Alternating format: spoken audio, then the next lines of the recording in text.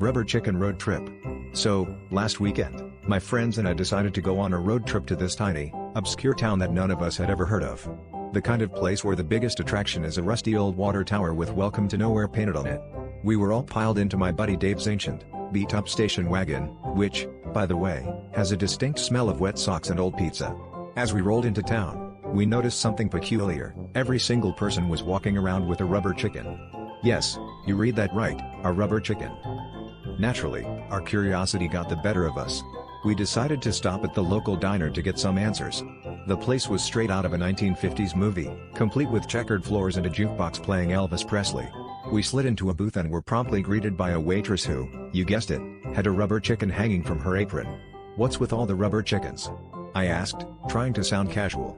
She looked at us like we were the crazy ones and said, "Oh, it's Chicken Day. Everyone in town carries a rubber chicken for good luck." Dave, ever the skeptic, muttered under his breath, "Yeah, because nothing says good luck like a rubber poultry." As we ate our greasy burgers and soggy fries, we couldn't help but notice that the entire diner was decorated with rubber chicken-themed memorabilia.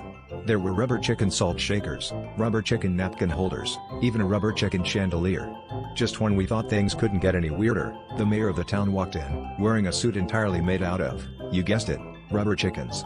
He approached our table with a broad grin and said, "Welcome to our humble town. I see you've met our little good luck charms." By this point, we were in stitches, trying to keep it together.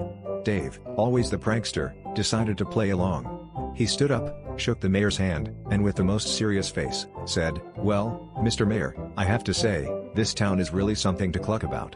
The entire diner erupted in laughter, and the mayor, without missing a beat, replied, "Well, son, we aim to please. After all, why did the rubber chicken cross the road? To stretch its legs." And that's how we ended up spending the night in a town where the only thing stranger than the rubber chickens was the sense of humor.